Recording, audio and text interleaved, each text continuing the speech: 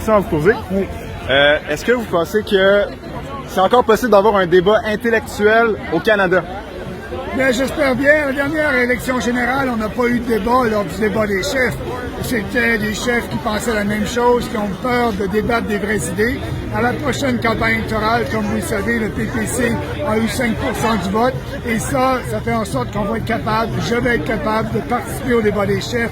Et à ce moment-là, on va avoir un vrai débat d'idées parce que je vais poser les vraies questions et je vais donner les vraies réponses. On va s'apercevoir que le PPC, le Parti populaire du Canada, est vraiment différent des partis de l'establishment.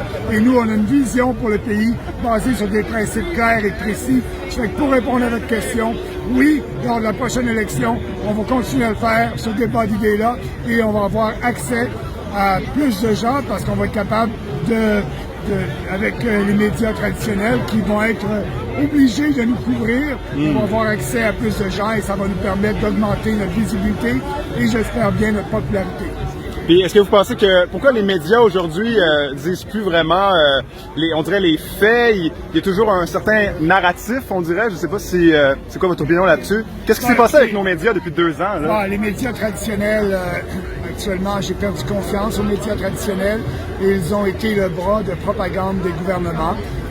On a été gouverné comme dans un pays communiste. À chaque jour, on avait le chef qui venait dire quel était l'état de la situation et les médias qui ne posaient pas les vraies questions. Presque aucune opposition. Mais on commence là. Les médias ont commencé à poser des questions sur les morts dans les hôpitaux. Après 2 ans. Après 2 ans. Ils voulaient savoir quel était l'âge des décédés, est-ce qu'il y avait de la comorbidité. Et on commence à poser ces questions-là.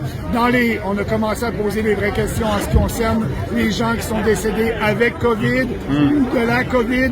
Mais ça fait depuis le début qu'on le sait. Fait que, tranquillement, la vérité va toujours gagner, comme j'ai dit dans mon discours. Et ces mensonges-là, on a augmenté le nombre de cas avec un système qui faisait beaucoup de faux positifs. Les médias n'ont posé aucune question là-dessus. Donc, les médias ont joué le jeu des gouvernements et c'est décevant dans une démocratie parce qu'en temps de crise, on a besoin des médias. On disait dans le passé que les médias étaient le 4e pouvoir, exact. Mais actuellement, les médias n'ont pas été à la hauteur de leur réputation. Et là, aujourd'hui, j'espère qu'ils ont le temps de se reprendre, de couvrir ce qui se passe ici et d'arrêter de discréditer des Canadiens qui viennent ici pour retrouver leur liberté. Merci beaucoup, M. Bernier. J'espère que tu vas y mettre en prison, eux autres. Ça, c'est crime On va couper Radio-Canada en premier, là, on va sauver $1 milliard.